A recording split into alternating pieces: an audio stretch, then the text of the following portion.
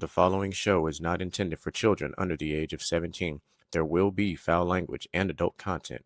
Viewer discretion is advised. Numbers in my stock is going up 'cause of my hunger. When you see me in my zone, I'm locked in, not clocked in. I'm never boxed in. When you see me in my When I'm in my zone, I feel like I'm alone. I feel like I'm unknown to the world that's full of clones. My originality's focused on principalities broken. I'm loaning my heart and soul to the game that's scared to pay it back. And failure is a motherfucker. The strength to go on and believing in another sucker who don't see the vision in you. So you gotta work harder times two. Gotta make it do what it do with the limited sources you have. Your dream is still a find that motivation in you and inspire the world to do what you can. If you love it, then fuck it, get through it. Yeah. Mumble mentality activated. I waited for so long and burdens I've outweighed. When you see me in my Yo, here we go, ladies and gentlemen. Welcome to your favorite motherfucking Wednesday night cap. It is Gentlemen's Talk Wednesday, and we coming to you live from our respective studios. Of course, it is June 3rd, 2026. It is day 3 of Men's Mental Health Month. So you know we had to get y'all cracking. We decided this year to be a little different. So we decided to come at y'all with a two-parter. We're gonna give y'all part 1 this week. And then at the end of the month, we're going to close it out with the big panel. We're going to bring everybody on board, and we're going to make it do what it do that way. But anyway, before we get to all that fun craziness, I am still the one that they call Mr. GQ, and it's very simple. The legend is growing. I'm the other half of your co-host. I am DJ Micah B. Y'all see the hat. Go Spurs, go. Yeah. And they currently are up 57-48 right now with 10 minutes and 20 seconds left in the third quarter. So that's what I like to hear. But yeah, so I'm tired as hell. Not even gonna lie to y'all. I literally just drove in a couple hours ago. I've been in Austin, Texas for the last 2 days. If you follow me on social media, there's a better than good chance you've seen what the fuck I had going on. If you did not, then you don't understand why the tag on mine says the legend is growing. Also, if you don't play certain video games, you don't understand what it means to say that the legend is growing either. But it's okay. Just know. Like Cam Newton did when he went back to Carolina. I'm back.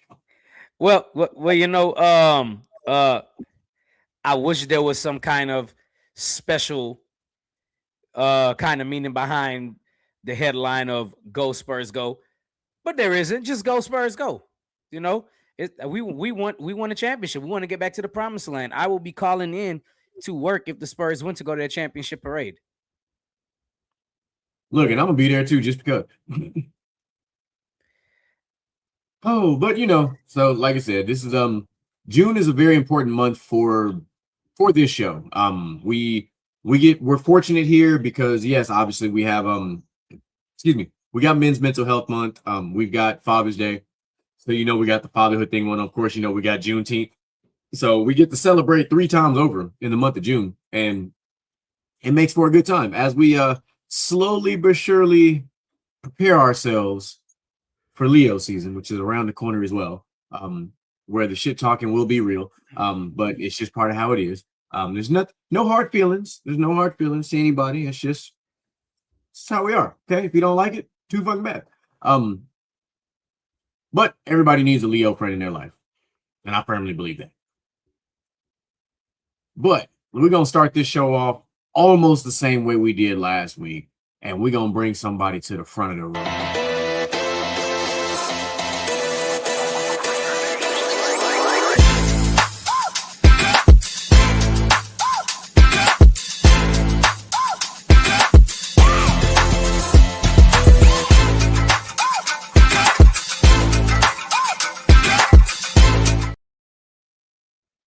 Oh man, this man ain't played a single fucking play on the NFL field last year and found his way to be back into the news. So Mr. Brandon Aiyuk, bring that ass to the front of the classroom, please.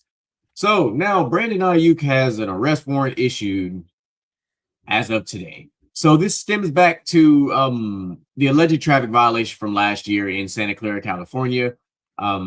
He committed a misdemeanor exhibition of speed somewhere around December of 2025. The arrest warrant stemmed from a video that Ayuk posted to YouTube in December. And the clip was watching him recording his dashboard of him driving over 100 miles an hour on Santa Clara roads, leaving Levi Stadium. Then, of course, he wrote on social media about apologizing, my car content won't come with speeding anymore, all the things, right? And we're just like, okay. But anyway, now another video circulated of him at a racetrack and him posting more content. And now there's a warrant out for his arrest. Brandon Ayuk is currently a member of the San Francisco 49ers. He did not play. There was rumors that he would get traded last year. And then obviously after he signed that contract, after holding out, and then San Francisco paid him all his money for him to basically not be on the field, trying to pull his best Antonio Brown impersonation right now. But sir, why are you fucking up the church's money, dog? You literally signed a contract and made generational money and decided, I'm gonna go out here and drive over 100 miles an hour. I'm just gonna go do dumb shit. And it's like, bro, what are we doing? Let me pull up his contract for reference so everybody understands. So in August of 2024, he signed a 4-year, $120 million contract extension, which included $76 million in total guarantees. Okay. So let me break this down just a little bit further because, we don't like doing math on Wednesdays around here. So let me make it simple for y'all real quick. So the total value of his contract, $120 million.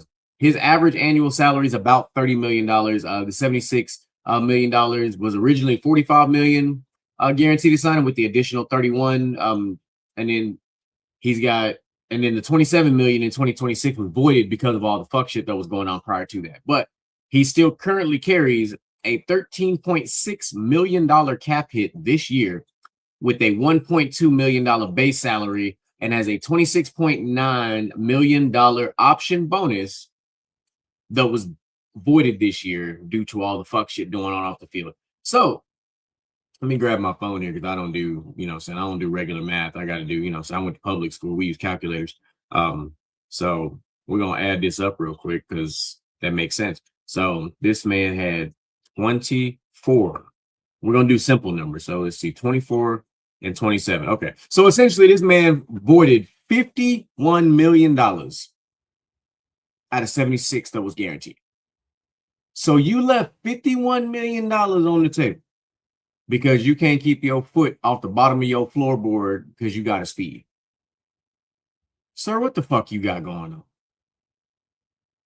You know how mad I'd be if I knew I just lost $51 million that was guaranteed money? That's wild.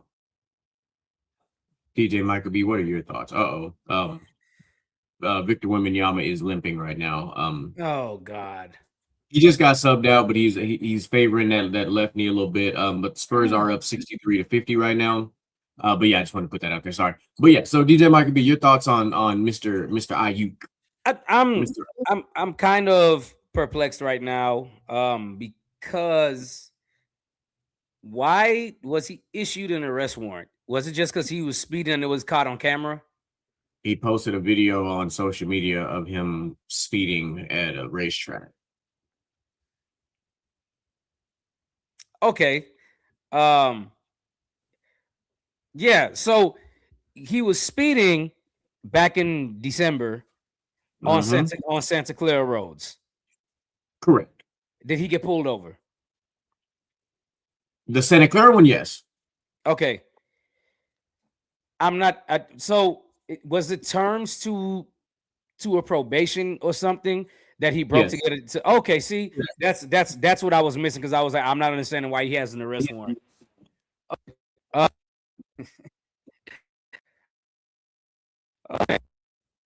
Did issue the statement, social media no more, and blah blah blah. Well, have to go on Mari for that shit. Look, bro. If the terms is don't do dumb shit to keep your money, don't do dumb shit to keep your money. Stephen A. Smith says stay off the weed. Brother, don't speed. The hell is you doing? The most is what he's doing. I get it. You know what I'm saying? Maybe he didn't think he would get in trouble because it was at a raceway, which is not a public road. It is a raceway. I mean, we did have Royal Purple where people used to go over there and race their personal vehicles and things like that. Yeah, no, for sure. We did. But if still, like, social media, staying off social media is the terms. My boy, stay off social media with this. What are you doing? What are we doing here? Like, it's not that hard not to post to social media. You can do that shit and have your friend post it. I don't know. Hell, anything. I don't. Boy, I tell you what, these superstars and of all sports, man, these boys know how to fuck up a bag worse than anybody else. It shit is stupid. It's stupid. Yeah, for the life of me, I will never understand. But it just goes to show you still, it don't matter how much money you make or how much you get paid, you still go resort back to those previous habits. That's kind of all it is. Rappers, we're in the streets and still want to be D-boys, and I guess athletes just want to flaunt money and try and prove they're above the law.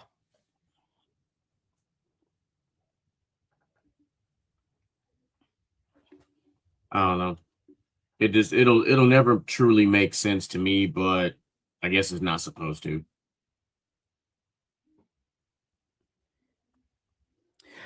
I don't think it makes sense to anybody that's not a millionaire. It probably don't make sense to most millionaires. So yeah, no, look at that. I'm not very smart with these types of things, but you know, we all made mistakes. We just gotta let that man figure it out. I hope whatever's going on with you, sir, that you figure it out. And yeah, that's really it. I hope you figured out, because you know you are a good player. You're a damn good receiver. You should be on the field, but clearly you got some other issues going on off the field that you need to get sorted out before you can try to get back on the football field.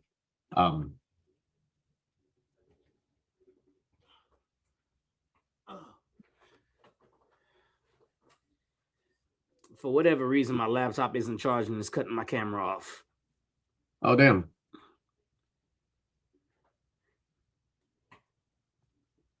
That's crazy. It's like, that's how I'm going to save power. I'm just going to turn off your camera. Welcome to owning a MacBook. Yep, you're right.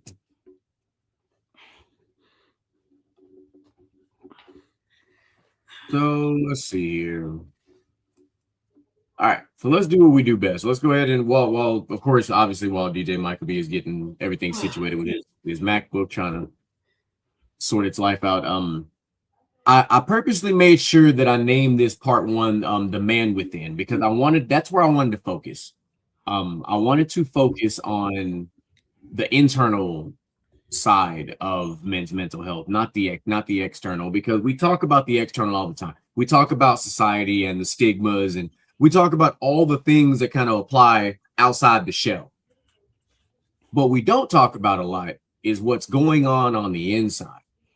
The thoughts, the feelings, the struggles. We don't talk about what eventually leads that man to have to reach out to another man or to reach out to his therapist or whatever. Like, we don't talk about that. We don't talk about the fact that, and this is without talking to a third party, but we don't talk about naming and sharing those feelings, you know, saying them out loud. That's something that I picked up on on my therapy journey. My therapist told me, is like, you say it out loud. You don't have to say it to anybody, but say it out loud so that your ears hear it and that your brain acknowledges it. So, you know, that for me has been something over the last year and a half I've been doing a lot more, is especially when I'm in a setting like this where I'm at home by myself. Well, it's me and the fucking dog, but he don't understand English anyway. He's a dummy. But that's my boy. Name. Hey, go eat dinner. But anyway, so that's my thing, is I say it out loud. I say it out loud, and then I sit here and I think about what I said, and I'm like, why did I say that? And excuse me. Not why did I say that, as in like, did I say something wrong? But what prompted me to say it out loud to where I needed to acknowledge it? And that's the kind of the impact of why saying it out loud makes a lot of sense. And then so with that, is that something you've ever thought about doing before, DJ Michael B, saying it out loud instead of internalizing it and allowing it to manifest and boil over?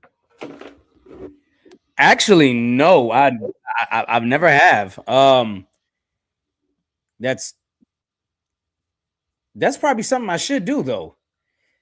I do think once you say, I mean, you could internalize it and think about it all you want to, but until you actually hear yourself say it and start to speak the what do they call it? The positive affirmations. Yes, the positive affirmations. And then you start speaking positive affirmations to get over what you're going through. That does make sense. Yeah. Well, because so when you do that, when you say it out loud, what you're doing is you're triggering accountability and you're triggering acceptance. So now you're having accountability because you're like, okay, you're recognizing that there's an issue of sorts, but now you're accepting it, and now you can assess the situation. Okay, why did I feel the need to say this out loud at 7:30 at night on a random Tuesday? You know, so now you start having those conversations with yourself, like, okay, how do I fix this? Versus why would I internalize this and allow this to get worse? We're at 67-61. Spurs are still up. Your boy Champagne just got a shot swatted by the sassy cat. Y'all gotta leave that man alone. Not, you can't, bro. Your mannerisms say otherwise, man. Going back to what you were saying though, as far as I do believe saying it out loud will help you take accountability. It's something that most men, for whatever reason, a lot of men won't admit that they will need help, and it's a pride thing. I would say it is more than anything. Same thing with like, and I hate to say this, but same thing with like a lot of black people going to the doctor. I don't need to go to the doctor. There's nothing wrong with me. Boy, how often did we hear that shit growing up as kids from our parents and shit? Talking about, I ain't gotta go to the doctor, I'm be all right. They just gonna tell me this, that, and the third. It's like, no, fam, like, you need to get some help. Yeah. You got some problems in the community now. You might need some milk, dog. You gotta go get that. You gotta go get that checked out. Personally, finally about 2 or 3 years ago, my dad went to the doctor for the first time in 15 to 20 years. For those of you that know my dad or don't know my dad is a pescatarian. He eats fish, veggies, and everything else that comes from the earth. He does not eat any other meat. A lot of people don't consider fish meat. Some people do. That's why there's pescatarian and there's vegetarian. He's not vegetarian, he's pescatarian. But he went to the doctor. I don't know what prompted him to go to the doctor. I don't know if he just wanted to check up or whatever. But he went, and at 58 or 59 years old, he was diagnosed with type 1 diabetes. Damn. And this dude has been the healthiest person I've known my whole life. Like, ever since I was like, I don't know when he stopped eating meat, but as far back as I can remember, and I'm 35 going on 36, I've never seen this man eat meat at all.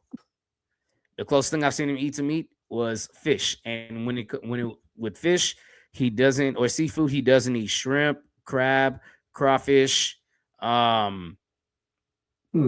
Because usually your pescatarians, like their protein source, if you will, is seafood, which would include, everything you just said. He also does not Yep. eat on top of, Right. he eats fish, So he eats nothing else but fish. so the only bottom feeder, if y'all know what bottom feeders are, the only bottom feeder he will eat is If you know, tuna, you know. and he doesn't eat fish without scales, which automatically eliminates catfish. So he'll eat salmon, kingfish, codfish. He'll eat all that, but he will not eat catfish. So that's the fish without scales is more of a religious belief. Right, Moo. Basically, no bottom feeders.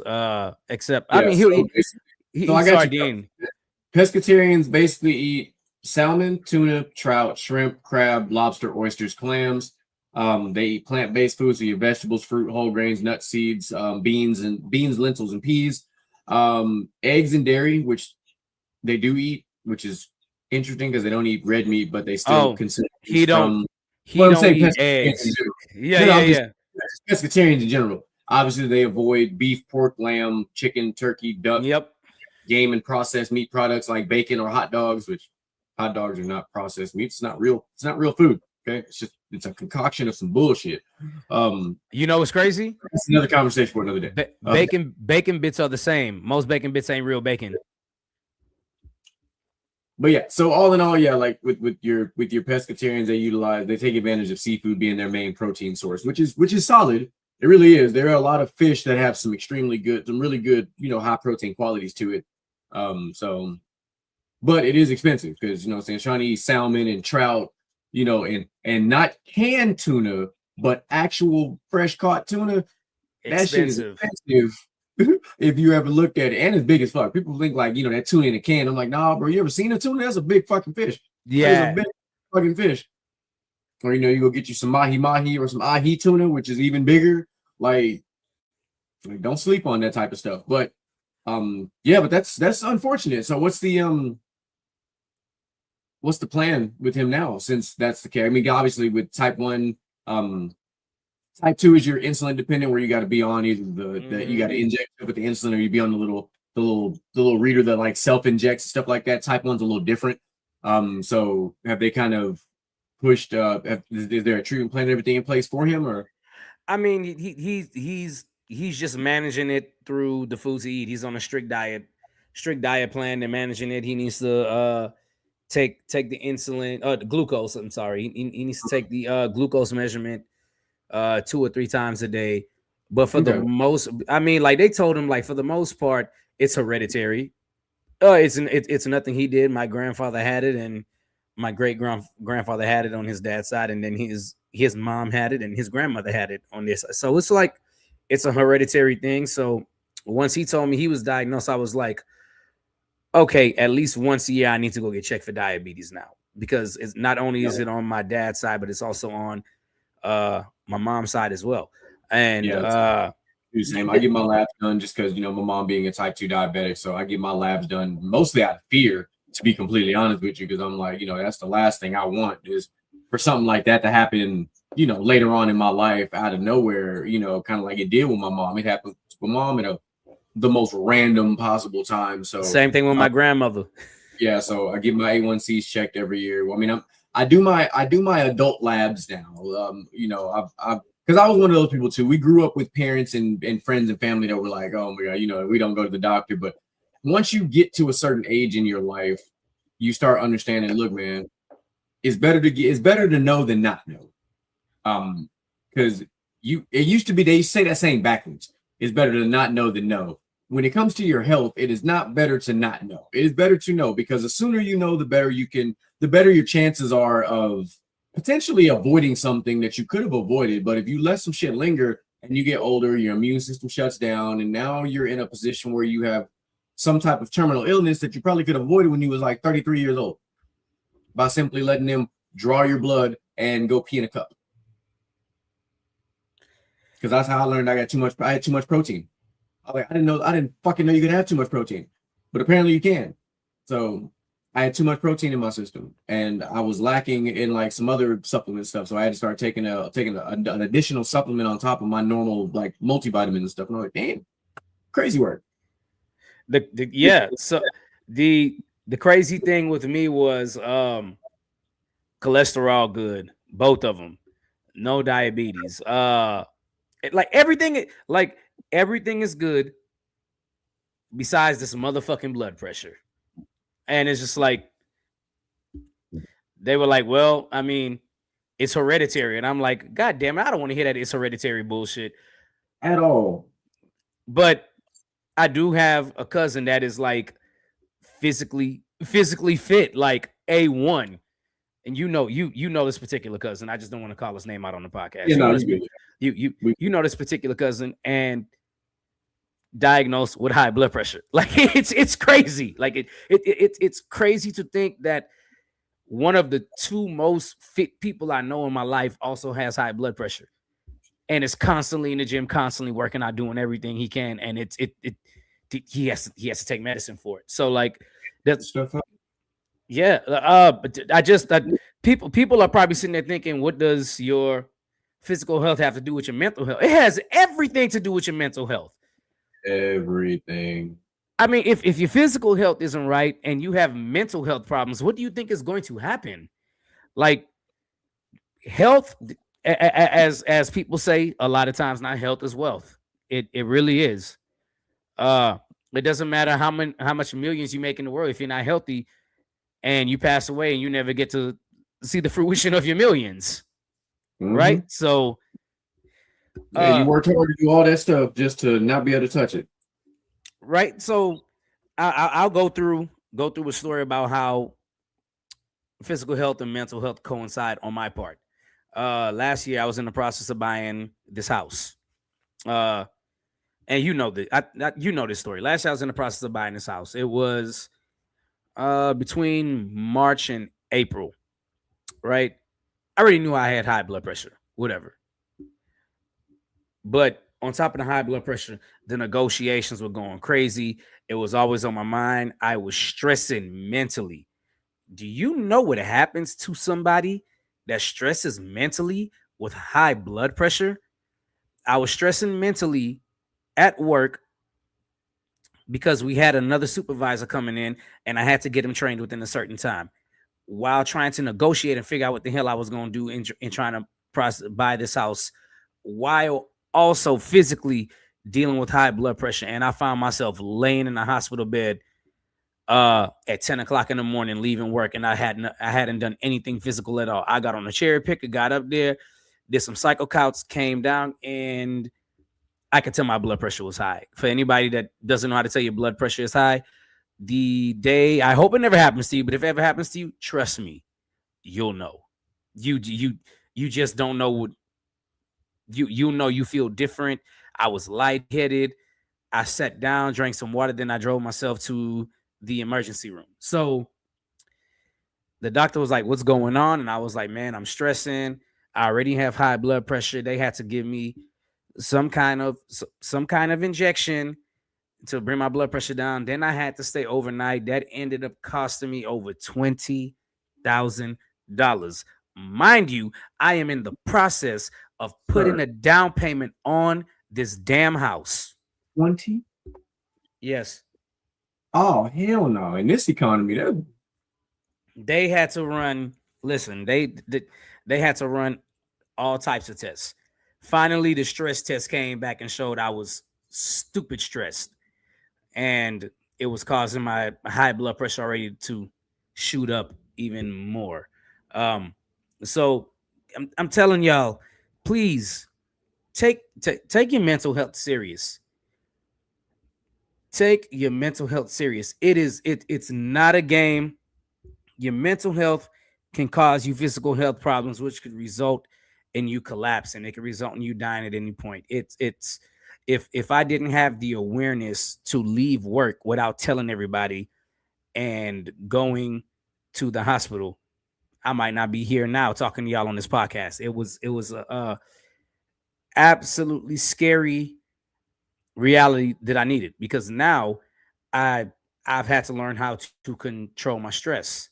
And I've absolutely learned how to control my stress now for the most part. I haven't had anything that crazy happen, but now I know how to manage stress at work and things. I know how to dust it off, compartmentalize and just leave it alone, deal with it later. And I'm glad you said stress, because stress ties into the second conversation piece of this men and the internal thing. So I want to bring three key, because this ties into for you and I. This will make for a good conversation. 3 key internal things that men deal with that they don't talk about out loud a lot, and it is work-life balance and toxic productivity. It is financial stress and its mental implications, and it is the pressures of parenting and or caregiving. Yeah. So a couple of those strike a nerve with DJ Michael B, just because I know him so well.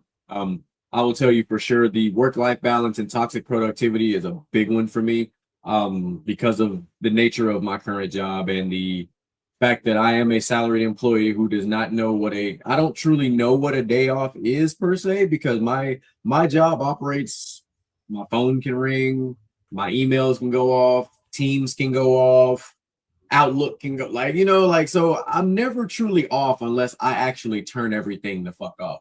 But the problem with all the above is if I turn everything off, my personal phone might also ring. So I kind of have to keep everything on, but like at arm's length type of thing. But that's okay. I still have a good work-life balance, but 2 years ago, I did not. 2 years ago, my work-life balance was shit. I'll say it was shit. It got better 2 years ago, but it wasn't where it is now. It was definitely a work in progress, but I was very much immersed in work because I was trying to focus on the task at hand, right? My job is numbers based. My job is production based. Like there's levels and stressors to my job that I have to do. So that's where my focus was. And then I lost sight of a few things along the way. And then the toxic productivity is like, if I had stress going on at home when I went to work, sometimes my work would suffer because I got shit going on at home. And now I'm trying to compartmentalize and I can't focus on work, or vice versa. I got shit going on at work and then I got to come home and now I'm not being productive at home because of what the fuck went on at work. So it's like literally work-life balance, exactly by definition that I was dealing with 2 years ago. And then but obviously I've come a long way. I've gotten that sorted out now. Financial stress, and we all got money problems. It ain't. Now there are people who have significantly worse, financial problems than like me and DJ Michael B are currently talking about. But I know what they're saying when this question comes about, right? Or it's mental health implications, because when one thing men do 100% is stress about the bills. I ain't talking about those of you motherfuckers out here that's millionaires and shit. I'm talking about as regular middle class motherfuckers out here. We 100% the first of the month through the 30th or 31st of the month be stressing about the fucking bills. It's just how it is. Like when that check hit, we like, damn, how much is this check gonna be gone from all this auto pay that's finna hit? Like when you have to operate off of the 24-hour rule, and I'll explain that quickly for you guys. I mean, when your paycheck hit, you got to let that bitch sit there for 24 hours so all your auto pays and shit can drop out, so that you make sure that you got everything situated to make sure your bills is paid. Sometimes that is what some people how they have to live their life. That's the paycheck to paycheck lifestyle that people refer to. Because if you spend just a little too much, all of a sudden you're going to check that bank account and your shit going to be red. And so, there are those individuals who have to live off the 24-hour rule when it comes to, their bills. Not everybody can have a good amount, have their savings account set up a certain type of way, or have, some credit cards, do certain things like finances is tough. Adulting sucks. And finances is a very complex thing if you don't write it down, or if you don't type it out, if you don't have spreadsheets, or if you don't have it somewhere where you can see it. If you're just logging into your banking app and looking at your transaction history, you are failing at looking at your finances. Like you need to have it all documented. Like I look at my finances and expenses for the entire year. I have a 12-month finance and expenses spreadsheet that I use for all my shit. Credit cards, bills, loans, my paycheck, my total debt is in there. Like I look at everything just to get an idea of like, okay, how much excess money do I have, and where am I putting that excess money for a rainy day fund, an emergency fund? I got some shit broke down at the house and I gotta fix it. Like that's where my money. I didn't used to be that responsible with money. I used to be a little reckless in my younger days, but you know, you live and you learn. Okay, you live and you learn. When you max out your first couple of credit cards young in your life, you figure it out really quick. And then just the pressures of parenting and caregiving. I wanted to hit on that before I pass the mic back off to DJ Micah B, but that doesn't get talked about a lot. The pressures of parenting and caregiving, because that is something that, you know, if you're on social media right now, the TikTok algorithm looks like this, where it's like, you know, women are attacking men that are caregivers and providers and all this shit like that, because they're like, they want a man to do X, Y, and Z. They want a provider, right? Well, being a provider is a stressful concept, especially when you're being a provider or a caregiver and none of that stuff is being appreciated or reciprocated or given to you in a way that makes you feel like what you're doing is the right thing, right? Not like specifically pointing anybody out. I'm just speaking from the things that I watch on TikTok and Instagram and stuff, and I read the comments, and it's literally what these different men and women are like arguing about in the comments. Like it gets kind of crazy. Like, but there is a level of pressure being a parent or a caregiver that people don't talk about enough. Yeah. At one point, and I have confidence I can share this. At one point in my relationship, when we first, got this house and things like that, I did feel a little bit like I'm just a wallet.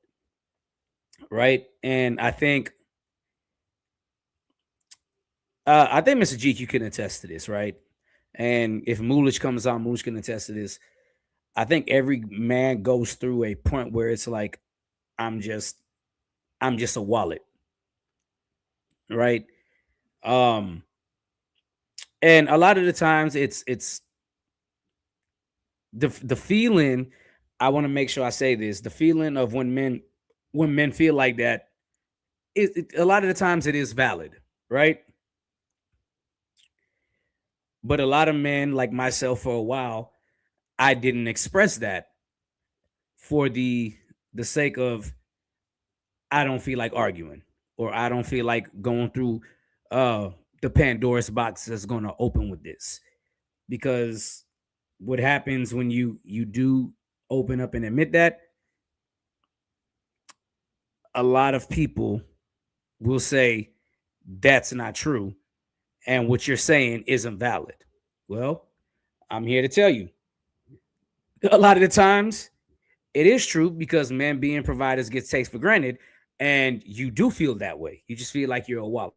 You know what I'm saying? Like, I go to work, I come home, I pay the bills, there's food on the table, but I don't feel appreciated. Am I valid in that? 100%. So I can confidently say it felt like that for a while, but I want to let everybody know, do not wait till there is an explosive argument to lament that. No, I did wait till there was an explosive argument to lament that.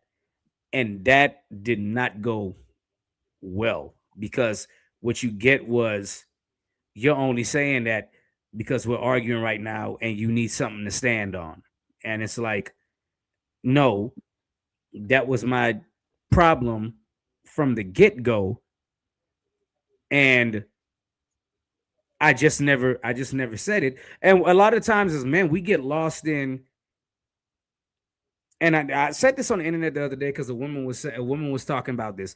A lot of the time, men will put the happiness of others, their family or whatever, let's just say your family is who you live with. They don't have to be related or anything, just their family you live with, and you're the main provider. Men will put the happiness and prioritize the happiness of their family before they prioritize the happiness of themselves.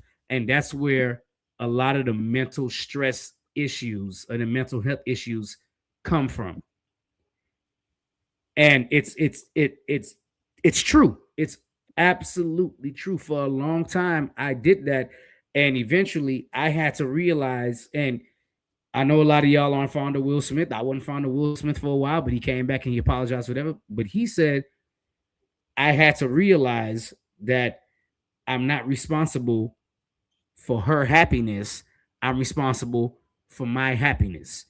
All I can be is an addition to her happiness.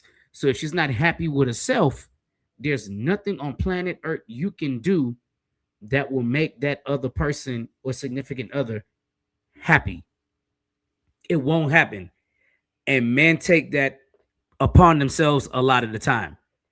And as unfair as it is to men, that's just the way we're wired. And we've been told from generation to generation that's the way it is. You know, your grandfather went through that, your dad went through that, now you're going through it. That's just the way life is. No, that is not just the way life is. You was told to put your head down, suck it up, and just get through it. That's not the way life is. And then when women go online and be like, we're the real man, women always say this one thing. When men say, well, I would vent, but nobody cares. Oh, we care. We do care. Then we vent. Where the real man at? At work. Right? So in a sense, yeah. Yeah. No, you're spot on. I'm one of those I'm one of those Will Smith apologists. I really am. Will Smith is he's an idol of mine, so I didn't fault him for what happened. In the moment that it happened, I immediately understood what happened. And I know people are going to be like, oh, you know, he should have never went up there and slapped him, this, that, and the third. It's like, you got to understand something about men, right? When a man reacts that way, he's already hit the breaking point. He was already on his way. So by the time he got to that point, a bunch of other shit had already happened. And that was just the straw that broke the camel's back, to use that weird ass terminology, but that's what people like to say. But that's what happened. He didn't just do that shit on a spontaneous, like, you know, I'm just gonna go slap this motherfucker. Like, that's not what happened. That man had a build, and build up of fuck shit. And he finally just said, fuck this shit. And that's why that shit happened. I'm not gonna lie. You know, looking back at it, right? Will Smith was called soft. He was degraded.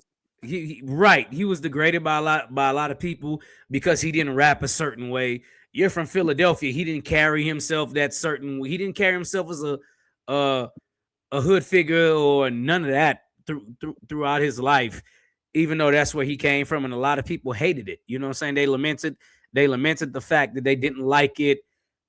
And finally, I guess on that one night, it finally broke, because it was like, here they go again. They don't think I'm gonna do something because I'm a nice dude, and this, and you know, the whole life imitates art and things like. I mean, it's true. There's a lot of people after they do movie roles, they can't break character. It is what it is, and I think he probably just got caught up in the dynamic of the character. And then of course there's he laughed. You know, people say he laughed before, and then when he looked at Jada didn't appreciate the joke, and then he got up and he went and slapped Chris Rock, and I mean, whatever. Truthfully, and I'm glad you said that piece right there. In the moment, Will, as a prior comedian, was like, okay, I can appreciate a good joke. Until you looked over at your partner, and your partner basically did not approve. Your partner was upset. You know, basically your partner got offended. However you want to frame it, right? You as the partner are now stepping in to defend that partner. That's just kind of what it is. Now, is what he did the right way? No. However, we now know after doing all the reading and research, there was a lot of shit going on behind the scenes between those two prior to all that. So you really like, and that's why I said I really don't blame him for being a live on air crash out for what. I know for sure Moo don't. We also wouldn't have got that dope ass show on Hulu without this crash out. Hey, I know Moo damn sure don't blame him for being a crash out because Moo tell you he's a crash out. Listen, Fuck no, I'm senior crash out. Man, he lucky wouldn't choke slam that nigga on stage. Check this out. I've always said this. The slap wasn't even about Jada. The slap was more about stop playing with my nigga Will's name, bro. You niggas forgot he's from North Philly. Like, I get it. He don't carry himself like DJ Michael B said. He don't carry himself like the regular hood booger. But that's because a lot of y'all don't know the story of one Willard Smith. His grandma was a devout Christian, and his grandma literally challenged him when he first started rapping. Hey, you really? That's how we come in? Because you don't even do all that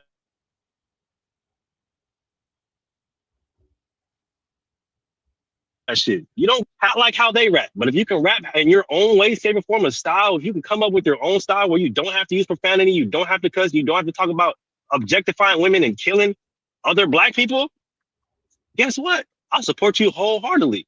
But if you can't do that, that tells me exactly the type of person that you are and the type of man that I'm raising. And he took that and ran with it. And now everybody seems like he's soft, he's this, he's that. Nah, y'all forget. He's still from North Philly. He'll still slap the dog shit out you, gang. Hey man, like, first rap, just saying. Like, come on, dog. Like this man got a rap Grammy without cussing. Without cussing, bro. Like that. And if you understand, we had gangster rap in the 90s. We had Fuck the Police in the 90s. We had Pac, Snoop, Biggie. We had all kind of music, and this man won a rap Grammy for making popish rap music, and it was hot. Hey, but you know what? We had all that, but you know what we had to? Summertime. Come on, bro. Don't forget, we had an iconic remake. We had Just the Two of Us. Mm-hmm. Fire ass song. Like we had the Wild Wild West, bro. Like Miami. Come on, bro. Like Will Smith had underrated music video choreography. Let me say that because his choreography in the Wild Wild West and the Men in Black video was actually fire as fuck. Like that man has some underrated ass choreography. Like Will Smith can dance, but like he don't really want it like a lot of artists do. Because like if you look at his later work, like when he made that song Switch, dancing his ass off in that fucking video, and that first had a whole song to it. Song was had a whole freaking dance to it. I'm not gonna lie, bro. A lot of people talk shit about Will Smith and his rapping because he's not a gangster rapping. I'm just telling you, as a student of the game, and I think y'all could attest to this. He might not be the best punchline rapper, the rapper. This dude got a mean flow. The way he throws stuff together is crazy. His flow is like the fact that he didn't start really cussing in music till like 3 years ago, and it's not even that bad. It's just like little stuff. But like the stuff when he made that song Will with Joyner Lucas, that shit was fire. That's a dope ass song. He made that song Tantrum, fire ass song. Like, hey, if you ain't heard what Will sound like now, go listen to Tantrum. Him and Joyner Lucas on Tantrum. That's the Will that Moolage is currently talking about. That's some of that West Philly coming out. And then don't forget he had the song with Logic too. And that shit was fire. And that's part of and listen, that's part of the slap and the mental health thing too. Because it's like, okay, I don't have to wear this mask anymore. My perfect image has already been like, boom, it's gone. And that's something that's not talked about enough for a lot of people with mental health, especially with men. We go to work, we got to put this bullshit mask on. Hey, how are you? Micah, nice to meet you. Hey, man, you can't be doing that, this, and that. Knowing deep down, maybe like, hey, what the hell are you doing? Really? Come on now. Yeah, you know, it's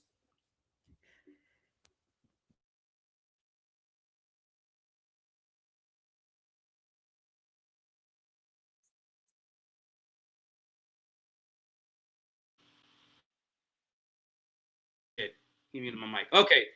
Yeah, you muted your own mic. I was like, why did you bother? I was like, my man is talking some. I was like, my man's spitting, but his mic wasn't working. I unmuted the mic, and I think at the same time I unmuted it, you muted it. But you know, just bro, having to hide who you are, especially at work. This is why a lot of people go into entrepreneurship, and trust me when I tell you, if you ain't built for entrepreneurship, you just not built for it, dog.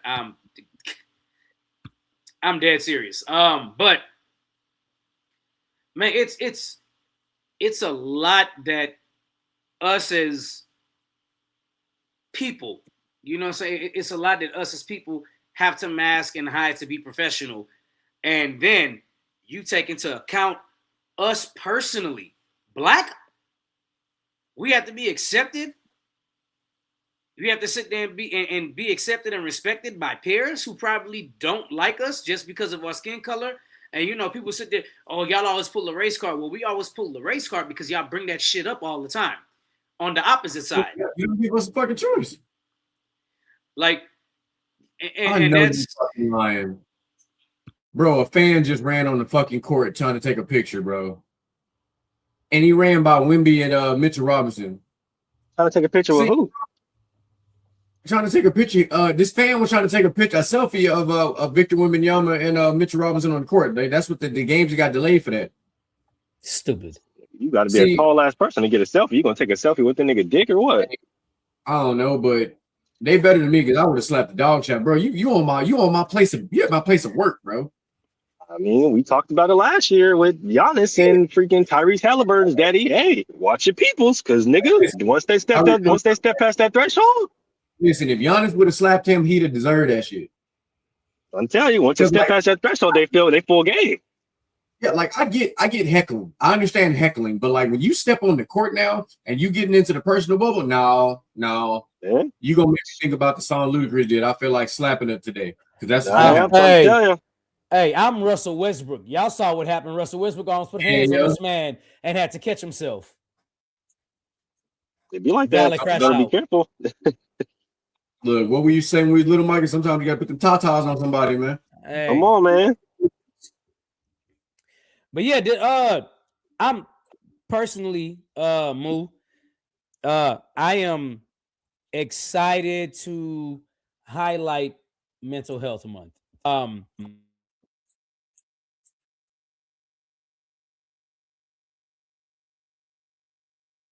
Getting crazy. My boy just went mute again. Yeah, I got it. Okay, so I think our generation is the generation who isn't soft, and people will say, "Oh, y'all generation soft," but I disagree. I think this is the generation that's completely strong enough to be like, we don't care what the older generation thinks, calling us soft because we're bringing our mental health to the front. The whole thing is, y'all should have done this a long time ago to make it all right, and y'all aren't. So now it's up to us. And maybe it's more of because of social media, you know, more and more people agree to it at the same time. So maybe it has something to do with social media. Maybe it doesn't, you know? Yeah, I mean, I see that point of it. I would also say we're just we're breaking a generational stigma. We are, and I know you. I think you said, you know, we're smarter or whatever. What I think it is for us, I think we're more emotionally intelligent than generations of past. We figured out, okay, me internalizing all this shit ain't doing nothing for me but slowly killing me. So what do I need to do to, you know, fix that? Which is ironic because now that ties into topic number 3, which is a trigger conversation, but we're gonna have it. But it is the role. I think me and Micah talked about this for like, I think 45 minutes on the phone before. But it's the role of vulnerability in relationships that includes friends, family, and partners. This is the literal kryptonite to men's mental health, because vulnerability is a man's cry for help. Vulnerability is a man's cry for help. And then when that cry for help is weaponized or it is not reciprocated, it is not acknowledged, it is ripped apart, or it is anything that is not accepted, that man is now going to shut down.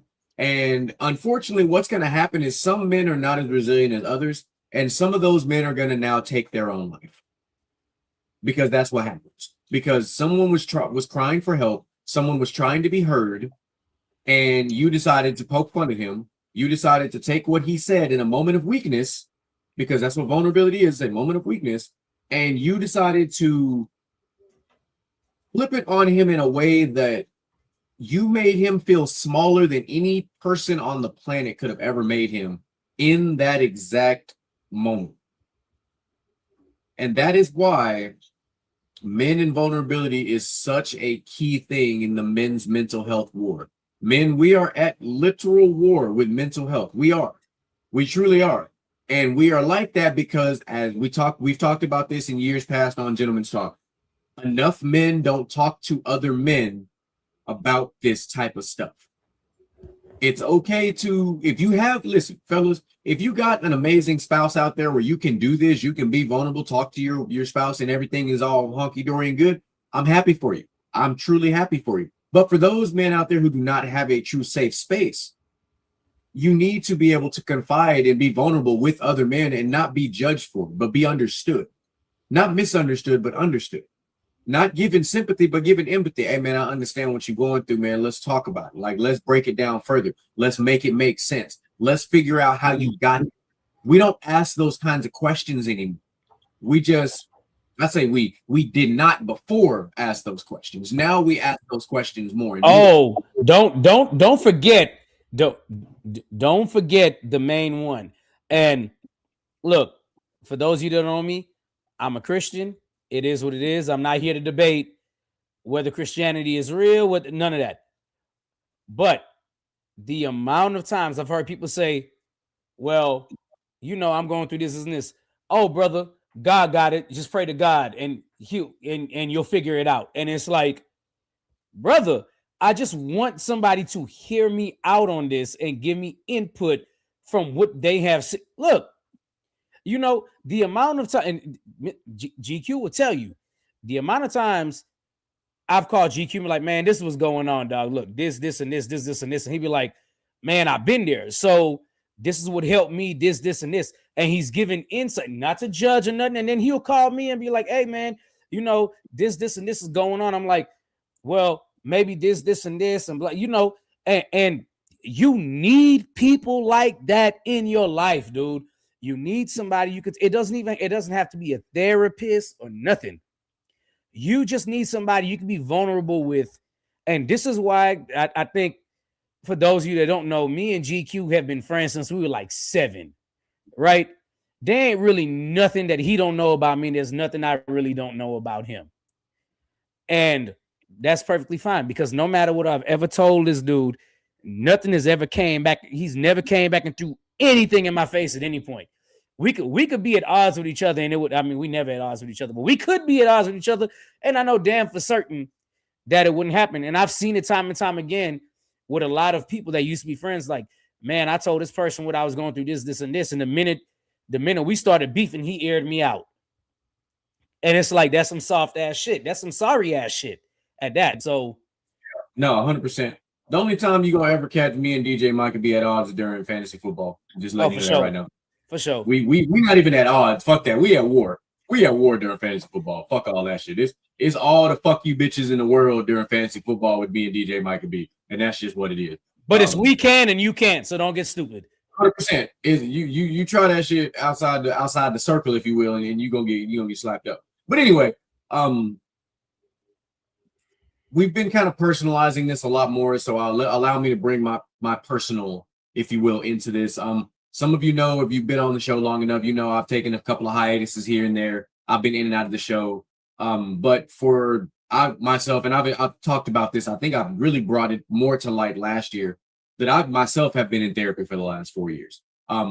Because I wanted to be better for my daughter.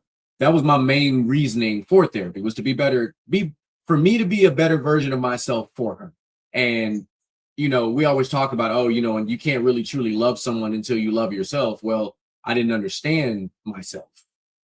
That was the thing. I didn't understand the stage of life where I was and all the other stuff. So, and when I talk to people about when they're like, hey, I really think I want to go do therapy, this, that, and third, I'm like, I say, I love that for you. I say, and now here's my advice to you when you go do therapy, and I will share that advice that I give to those same people, to you guys, not to the panel because they know, but just to the general public, those that are listening. When you two things. When you are selecting your therapist, choose your therapist for the reasons that benefit you the most. What's going to give you, and I'm not saying benefit like make sure that they always tell you that you're right or you're no. Find the right therapist that is going to give you the perspective that you need. I personally chose a female therapist because I wanted the female perspective when I was telling stories and figuring things out. That way I had a trusted source that I could talk to, and she could give me the female perspective so that I could understand both sides of why X, Y, and Z happened. That was it. The second thing, always work backwards. Always work backwards, because you can't heal yourself by working in the present.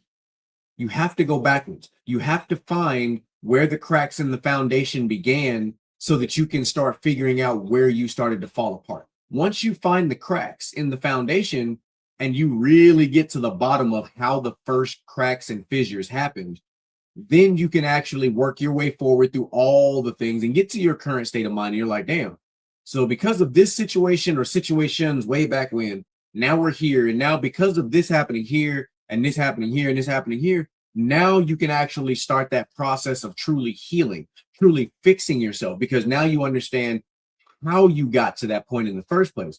And a lot of times for men, it happens at a young age, and we don't know no better. Because when we was 15, we didn't give a fuck about a lot of things. We really didn't. We was focused on going to school, playing sports, and chasing females. That's what the fuck we was doing at 15. We didn't realize what other shit was going on around us, even though there was a lot going on around us. So as you got older and you matured more, and you were like, damn, I really was out here just living my best reckless, diabolical life, and I really wasn't out here, making the best decisions. But as we become those same adults that used to be those immature boys that become men, and we understand everything that we went through, and we're now able to finally get on that journey of self-discovery, of clarity. And now you can start making the positive moves you need to make to be able to truly move forward and take control of your life, which is the key there.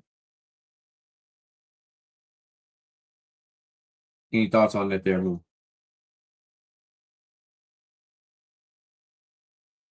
Honestly, everything you said was factual.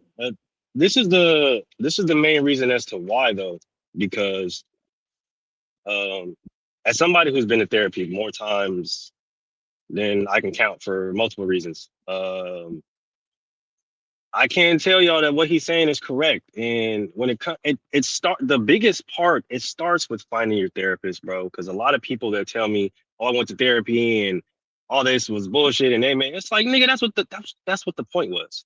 Like, shouldn't do nothing would make me mad. That's the point, dickhead. Yeah. That's the point. Yeah, and I'm not one of those people that's gonna hold your hand and sugarcoat shit. No, I'm a realist. I'm not even an optimist. I'm a realist. I'm gonna tell you what the fuck straight up. So I had a few homies that, oh yeah, I tried to go to therapy and I tried to work shit out, but all she did was make me mad. Nigga, that's the fucking point. She's supposed to piss you off. Well, all she did was bring up my past, and duh, stupid. Like, nigga, like you talking about you want to be better, you want to deconstruct everything that you've been through in your life, but don't want to put in the fucking work. And that's the problem that a lot of people run into, right? They just think that, oh yeah, all I got to do is go talk to somebody and I'm gonna feel so much better tomorrow. No, you're not. You have to put in the fucking work every single goddamn day. It don't stop just because you want to go talk to somebody one time and, oh, well, I went to go talk to a therapist one time and she made me feel so much better. Bro, if you out here talking so now what? one time, slap dog shit out you. Because if that's the case, you could have just called your mom. Look, you could have just called your fucking mom and be like, "Hey, mom, I have a problem." Like, that's not how it works. I want you to understand, Mo. You talking some real shit. Let me tell you why, okay? I know a couple right now going through couples therapy, right? And the female thought she was undoubtedly 100% right in everything she did and the way everything happened. And she was like, there ain't nothing wrong with me. It's everything wrong with you, this, and that. So that he was like, all right, let's go to couples therapy because we're not getting nowhere with just me and you speaking. They go to couples therapy, and now every time he was vulnerable and said something to her about what it was, and she threw it back in his face. And now they go to couples therapy. Now she has to be in turn vulnerable because he's been vulnerable the whole time and telling him everything that's going on. She doesn't like the accountability she has to take now and says, this ain't for us. It ain't doing nothing. I'm done with it. And now she doesn't want to do it. And I was like, easy to give up. I was like, oh, so when your therapist says the problem is you and not necessarily your husband, and you've been blaming your husband forever, you don't like that. If you want to hear some shit that you like, go talk to your girlfriends that hype you up all the time. You too good for that nigga. You this and that. You don't go talk to your girlfriends. You want the real shit. If you want the real shit, guess where you need to go? A therapist who's not biased and who's there to be like, hey, this is what's going on in your relationship. Yeah, that false what do we call it? That false sense of entitlement. Yeah. Like, oh, validation. Sorry. That's that validation of like, oh, somebody supporting my toxic ass behavior. No. Do you not see how that's wrong? Like, listen, when I was growing up, I was taught this very early in my life. If you are surrounded by yes men, you deserve everything that ever happens to you in your entire life. Because you allowed a bunch of people to control and dictate your life because all they do is tell you yes. God damn it. The Knicks are going to win this game. Yeah. The Knicks are going to win this game. But if none of these motherfuckers are willing to tell you no, or willing to push back, or willing to challenge you on some shit, them ain't your real people. And they scary. You don't want to be around a whole bunch of bitch made ass niggas. That's not going to hold you accountable for the dumb shit that you do and or say. I don't like that. And a whole bunch of people just be around like GQ, yes niggas, yes men. Oh, well, that's cool, bro. Yeah, let's like, no. Nigga, like how many? And the problem that a lot of people grew up with, right? Or I guess didn't grow up with in this sense, a lot of y'all didn't grow up getting slapped the shit out of getting told, don't do that. That's not okay.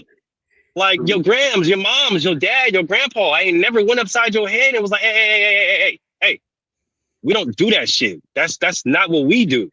Other people, you feel me? The other niggas you may see outside, hey, they can do that. But in this household, that's not what we do. Hey, Moo, I got you, Moo. I ain't one of your little friends. I got you. That's the same, bro. Like this, it's just not what. A lot of people weren't being told that. You feel me? Not just by your uncles and your grandpas but by your homies, your friends, and like, hey. That's not something that's okay, bro. You feel me? That's not something that we do. And then on top of that, a lot of the times in that same sentiment, a lot of the friends, a lot of the homies don't go to therapy. They don't go get hurt. They don't go get help. Because the first thing that niggas told me was, what's up, bro? You crazy? Nah, they told me, what, you crazy? I said, nigga, damn near, I might be. I need to go figure it out, though. Because there's no way I should be thinking about what I'm thinking in my mind. So, yeah, it can be, oh, what's up, nigga? Why you got to go to therapy? You crazy or something, bro? I might be. I don't know. I got bipolarism that runs in my family. Literally. But it's literally hereditary. My mom deal with it. Diagnosed. Takes medicine for it. So, yeah, of course, when somebody asks me that, it's like, I fucking might. Like, no joke, no funny shit when I say this. Gucci Mane, bitch, I might be. Is you like, rolling? Bitch, I might be fucking crazy. I don't know. That's the reason why I'm going to therapy, so I can find out for myself before I have kids. Because I got a fourth one on the way. My daughter will be born in October. Like, if I didn't do the work 10 years ago when my first daughter was born, she probably wouldn't even be here because I wouldn't be here. Like, that's what I be talking about when I tell people, if y'all gonna do this, put the work in.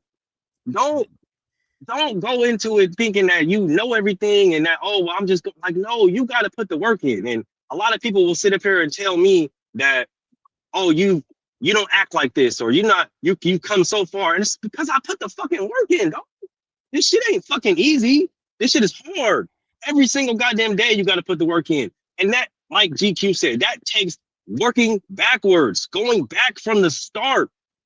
And I'm not talking about from the start of this relationship or from the start of when. No, go back to when you was kids.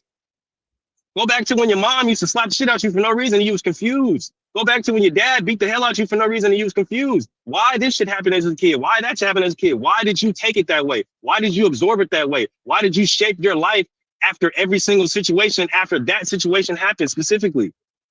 A lot of y'all don't do that. A lot of y'all think, oh, I'm just gonna go talk to somebody and, you know, hopefully I feel better. Nah. Or here's the better one, right? A lot of y'all hide behind drugs and alcohol. Yup. How many of y'all sit up there and, oh, well, I can't wait to get off work. I can't wait to get off work. I'm finna go get so high, bro. I'm finna take these pills and, oh, I'm finna go get all these drinks and shit, bro. I got this bottle of Henny off of work, bro. You got work tomorrow. 8 a.m. Why are you getting shit-faced drunk and you got work in the morning? Oh, damn, bro. I got fired from my job because they said I was always late. Why was you always late? Because I stay up all night drinking. Oh, why you staying up all night drinking? Oh, well, you know, bro, shit, I just be wanting to turn up after work. No, nigga, you're running for something. Hey, what are you fighting? Like, come on, dog. Let's have a real conversation. Let's have a real conversation here on that, right? This is what I'll say about that. I'm a person that drinks. Everybody, Jeremy just went through that on fucking on set. First of all, I want to address something. I was by Jeremy on Saturday. I fell. The reason why I fell is because my shoe got caught on the fucking floor because of grip. Because Jeremy was like, "How the hell does a nigga fall?" But that's really what happened. Okay, no, Jeremy got wood in his house. Sometimes niggas just be clumsy. No.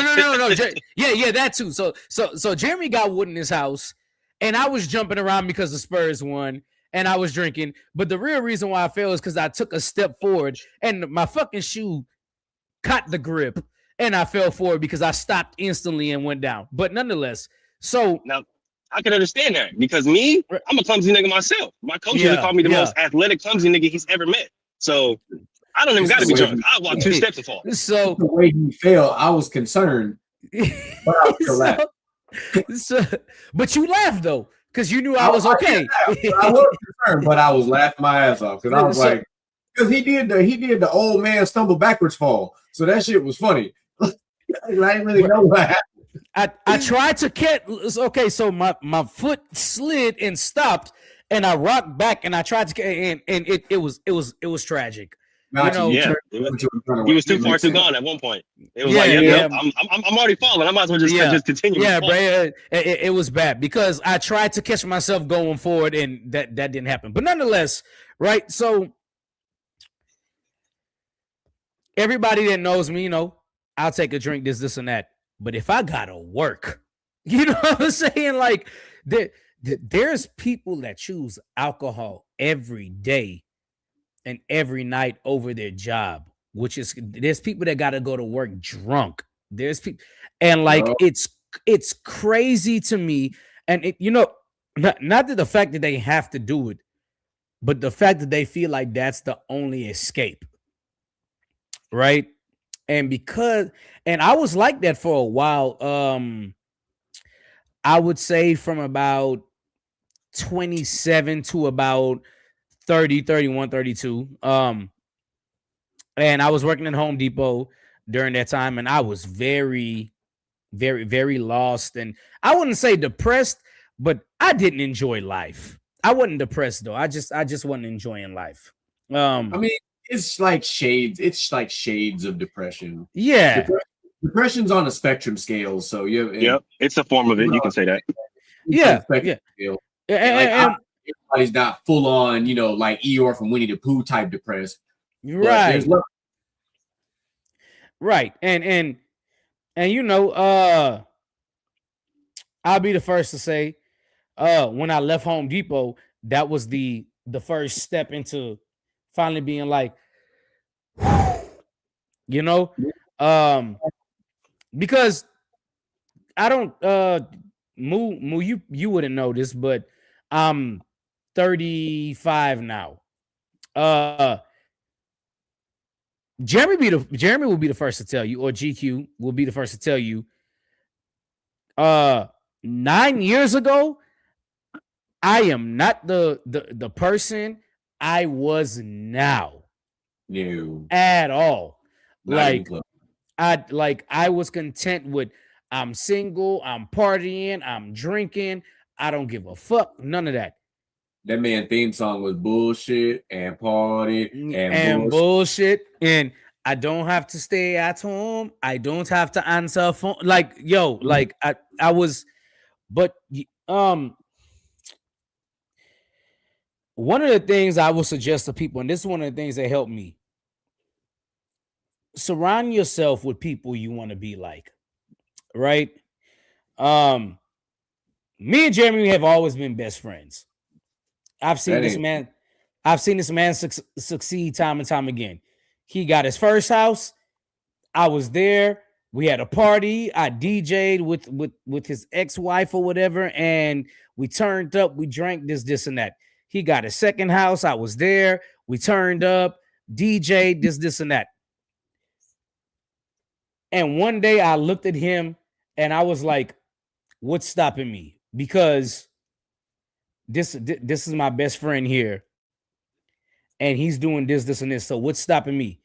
And God damn it, one day I sat down, and this is no bullshit. I sat down. I was like, something has to change. And the first thing I would tell y'all, I don't know if Jeremy knows this, but the first thing I did was I talked to him, but I didn't tell him why I was talking to him, but I'm pretty sure he knows me, and he knew the day when I was talking to him, why I was talking to him. And I was just like, yo, how did this process go? What did you have to do to get to where you are now? And this was I think I want to say it was after, we used to do gentlemen's talk in the back cave at Jeremy's house. And we had a talk one night, and we sat back, and I was like, what you have to do for this? Like equity. It was like, he was like, man, the equity, this, and then I was like, explain that to me. Explain this to me. Explain that to me. And he sat there and he explained it to me. And 2 years later, here I am. Right? So, I mean, it's okay not to be the smartest person in the room. You know what I'm saying? And you surround yourself with smart people. Right. Which is why I try to tell everybody, where you want to be, surround yourself with people that are already there. So like, I have friends that might not be where I am now, right? A homeowner, this and that. And rightfully so, still to this day, I am not the most financially stable guy, right? But I'm next to GQ, and he might not be the most financially stable guy, but he's more financially stable than me. and I want to figure this thing out as he's figuring out with who he aligns himself with on how to be more financially stable where he is.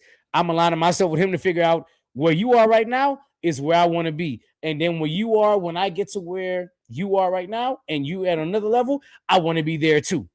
Right. Yeah. So Right now, it's a little rough right here in these streets right now. You don't want to be exactly where I'm at right now.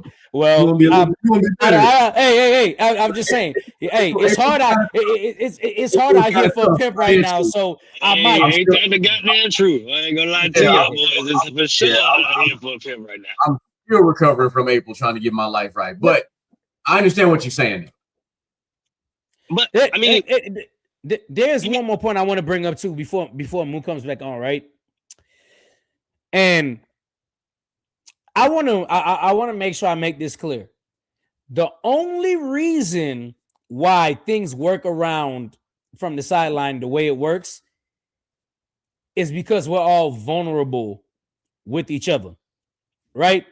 And not vulnerable from a standpoint, I know exactly what you're going through or you're going through, but it's like, yo, I'm going through this, or at least like, hey, I'm dealing with this and I need to take a hiatus. So, hey, I'm going through this. So, I might not be able to make the show. I'm doing this, and this. So I might not be able to do this, and that like I normally do. Right. And that's the same thing with LXG. Hey, man, this is what I'm dealing with. All right, what you need from us. Everybody is always like, what you need help with. I'm telling y'all, and I challenge y'all, fellas, get yourself a group where you can hear. If you don't want a therapist, get yourself a group where everybody has the best intentions for you. That's the one thing I can say about From the Sidelines and for LXG. And I think Moo and GQ would agree. Nobody wishes inside of this group, I hope this person fail. Ever. We're all like, brother, what do you need to succeed so we can get you up to speed and caught up to wherever we're going? Everybody needs a brotherhood like that. You need to have a brotherhood. That is the one thing I will stand here and tell y'all. You need a brotherhood. It's not even, it doesn't got to be money based on. I'm a Mason. I have that brotherhood. LXG, me, GQ, and friends like that, we have that brotherhood. From the sideline, if I need anything, be like, bro, I need time off. Hey, this is what's going on. I need advice. Hey, man, I'm going through this, and this. It ain't never been from the sideline. Oh, man, suck that shit up and get it done. We got this, and this. Is like, hey, bro, if you need a time off, go ahead and take it off. If you need to talk to somebody, call me. Come this, and that. Like, everybody needs that. Get you a brotherhood. That's what most men need. I'm telling you. Go ahead, Mo. A strong brotherhood, not just a brotherhood, strong brotherhood.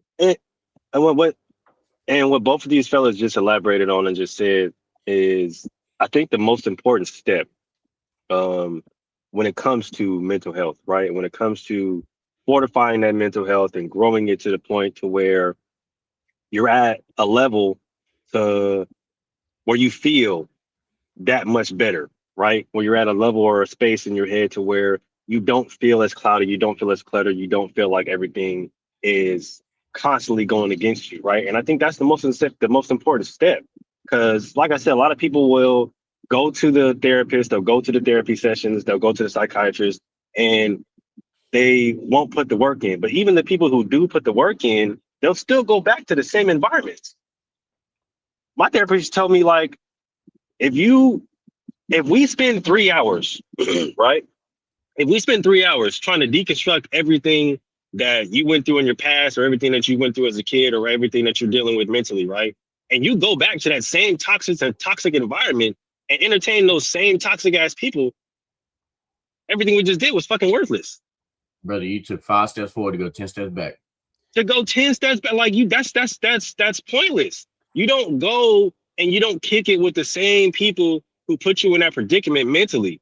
Nah, that's going backwards, right? You have to go and do the work outside of the therapy as well. Surround yourself with better people, surround yourself with positive people. And I'm not saying that that's going to be the easiest thing to do, nor am I saying that that is just going to be an everyday thing or everyday occurrence. But what I am saying is there's a lot of people that can help pull you out your funk, even if you are in one for like a day, maybe a few days, whatever the case may be. A good group of people will help you get out of that performative funk, and that goes along with the therapy sessions, right? So, for example, right, I got a homie who, you know what I'm saying, he was constantly down in the dumps and constantly just in his own head, mentally, whatever the case may be, right? So I'm just like I said, like I told you, I'm not an optimist, I'm not a pessimist, I'm a realist. You feel me? Hey, what you about to do about it? You feel me? And I'm not gonna sit there, I'm not trying to be rude, but my nigga, you've been doing it, you've been on this same path, doing the same shit, talking about the same shit for 3 years.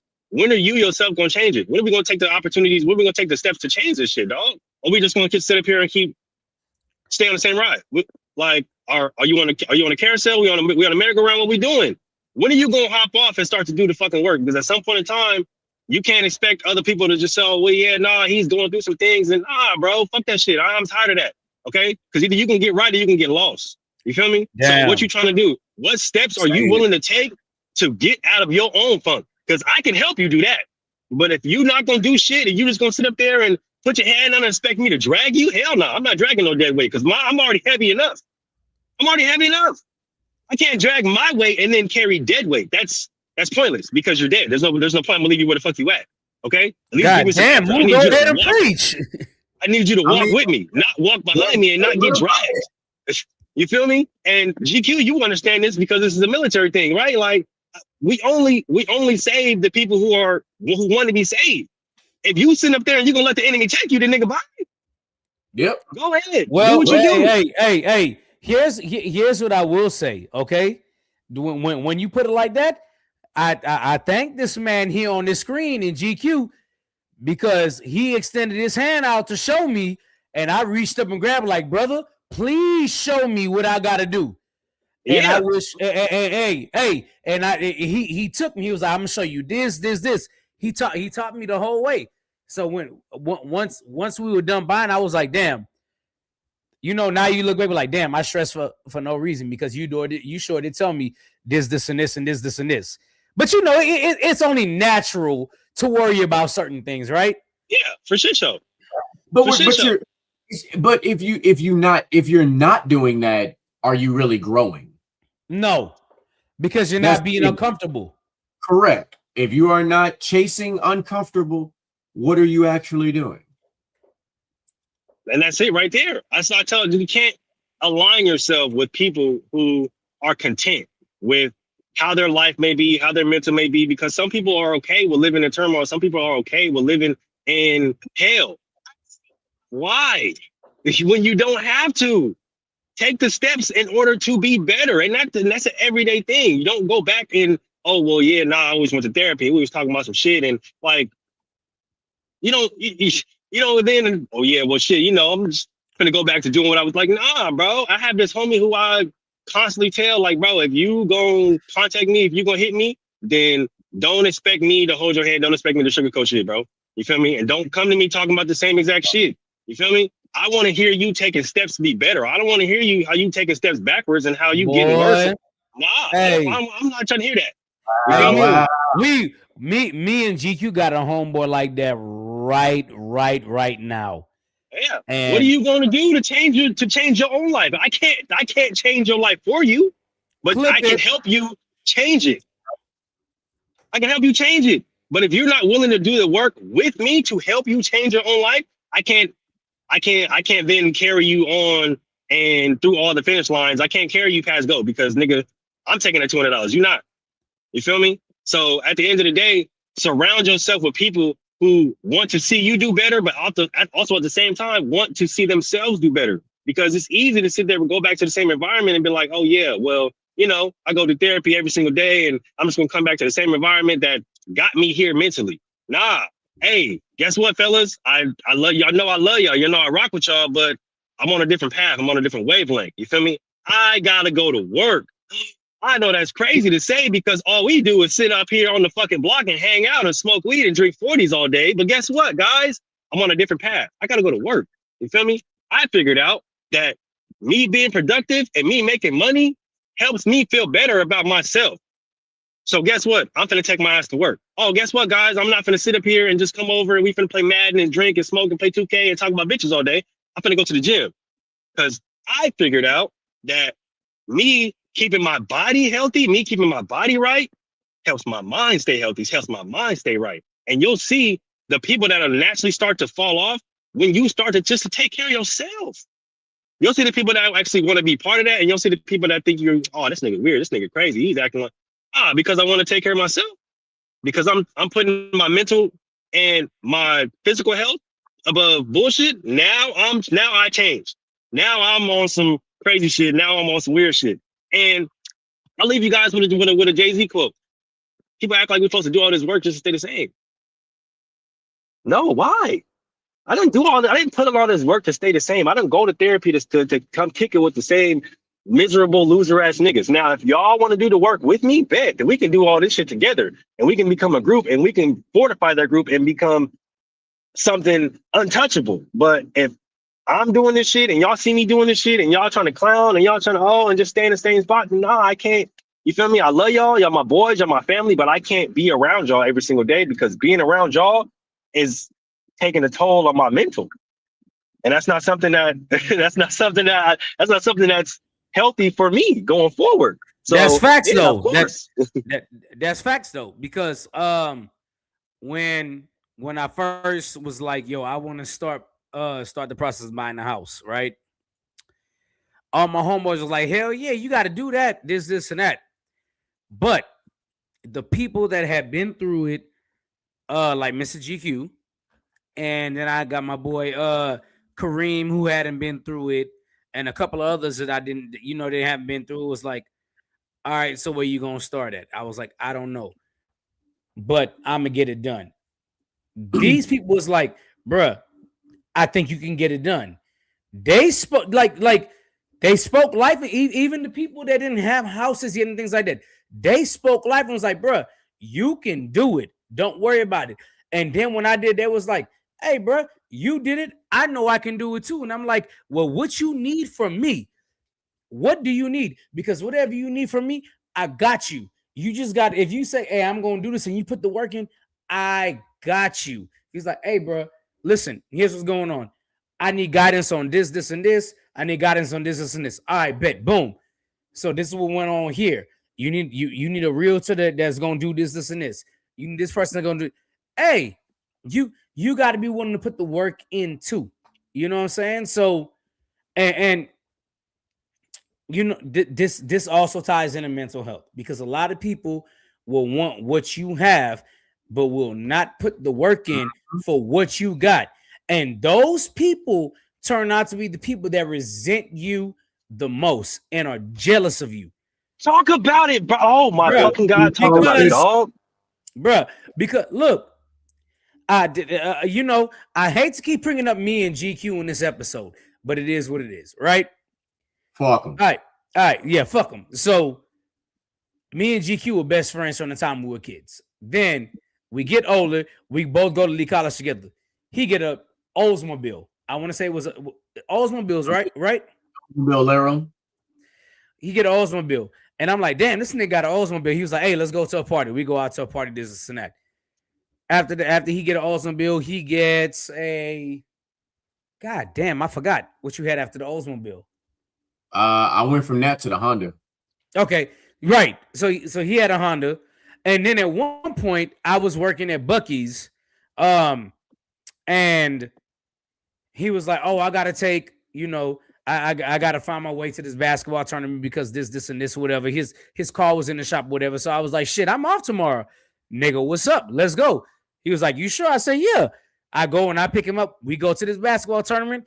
Best basketball tournament I've been to till this day. He was down by 27 points at halftime. He coached his team all the way back, and they won by, I think it was by 5 or 6 points. They ended up winning the game after being down 27 at halftime. Beautiful game. I was in the crowd and people was yelling and screaming shit to me, and I was like, y'all about to lose this game because he made an adjustment. He made one adjustment, they won the game, right? We go out, we go to Smash Burger. See, it's crazy that I still remember we went to Smash Burger after and all this stuff. Went to Smash Burger and all that. Then moving forward, he gets a house. I don't have a house. I'm like, damn, my boy got a house. I gotta be like that. And I just want people to understand. When he had a car and I didn't have a car, there was never no envy. When his car broke down and I had a car, I made sure I was there. Then he got a house. I didn't have a house. There was no envy. He got a second house. I didn't even get my first house. There was no envy. And then I got my house. And when I finally got my house, what you think he did? He was over there clapping and celebrating with me. This man came to my house 3 times, did all the bartending, did all the pictures. We turned up and had fun together. My point is, you need to surround yourself with people that want to see you do good in order to survive in this life.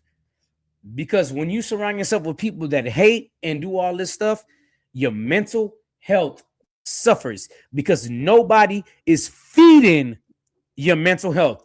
This is why when people say, watch your diet doesn't only include what you're ingesting externally.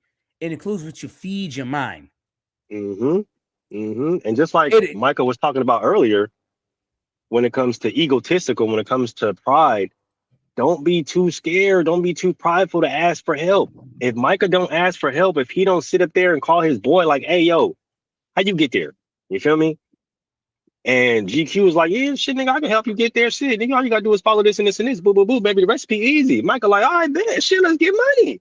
But like he said, you gotta be willing to put the work into it, bro. Like you can't have GQ wasn't just gonna drag Micah along if Micah wasn't willing to put the work in. Nah, Micah came like, hey, yo, explain this to me, explain that to me. Oh, okay, bet that's what it is. Oh shit, that nigga, that's simple, right? That's easy. Oh shit, I overcome. I could do that, man. And now they're at the same level to the point where it's like, oh well, shit. Now look at my boy. Now let's go get our other boys. And but they all understood that the work was going to be the same. The output that they put in was going to be the same. The effort that they put in was going to be the same. Wasn't nobody going to put in more effort than the other one, right? So it's the same thing when it comes to mental health, right? You can't have your boy going out there and oh well, yeah, now I'm going to therapist. I'm working on my mental health and stuff like that, and then y'all not supporting him. But then on the flip side, be the loudest or be the crybabyist when the nigga kill himself. But I see that shit every single fucking day.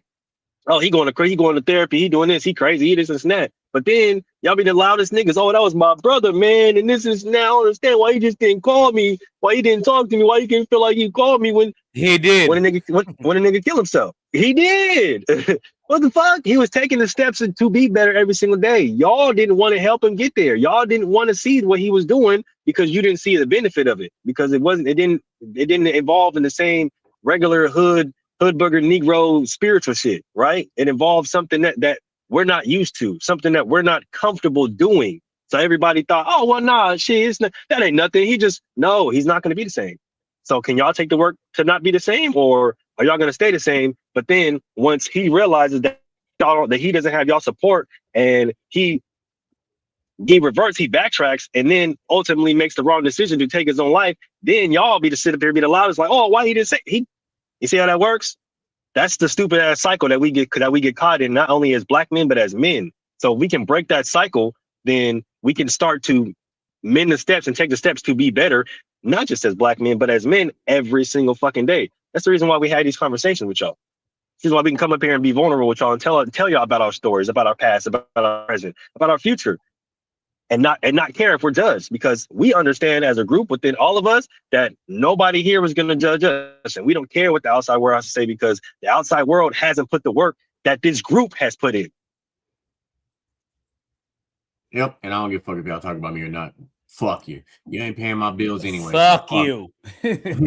So we at that hour 37 mark of part one. So this is a good place for us to. We laid the foundation. I told you guys at the end of the month we're gonna bring the panel together.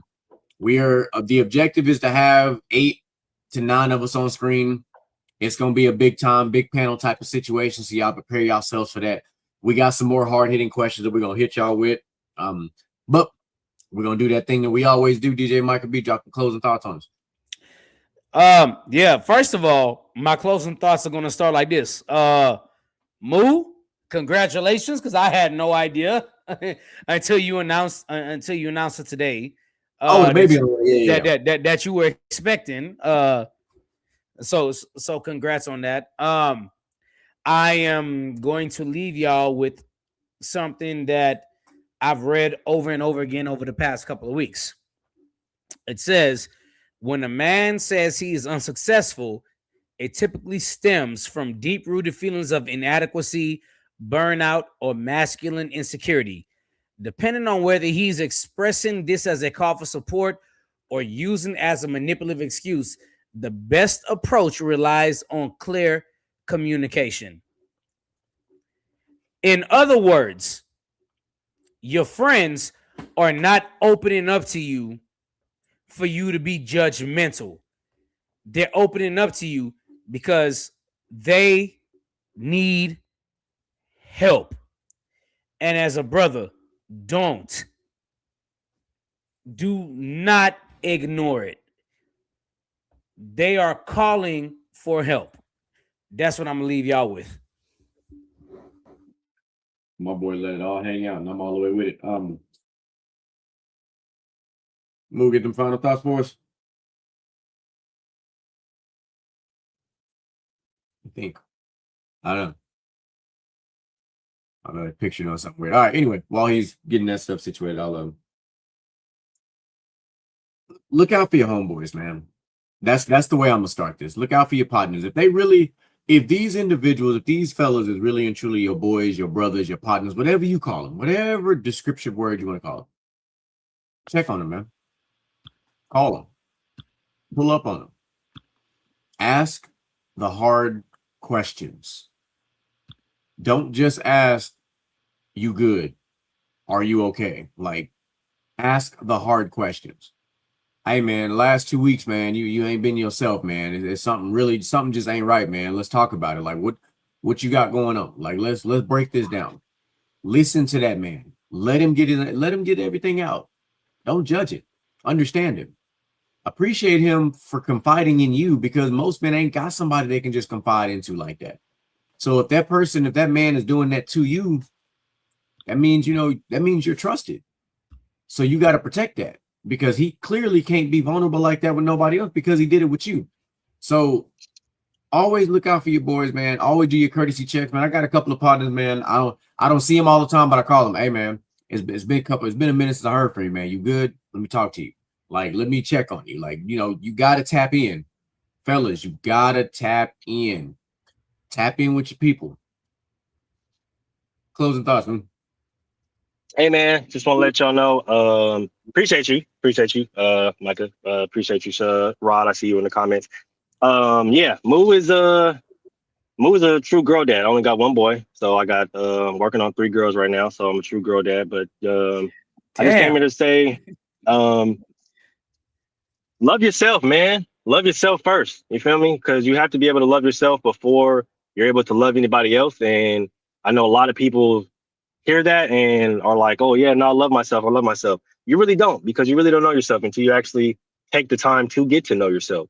So everybody put the work in, support your brothers, support your uncles, support your cousins, support your dad, support your sons, support men, because in a world that claims to hate men until they need us,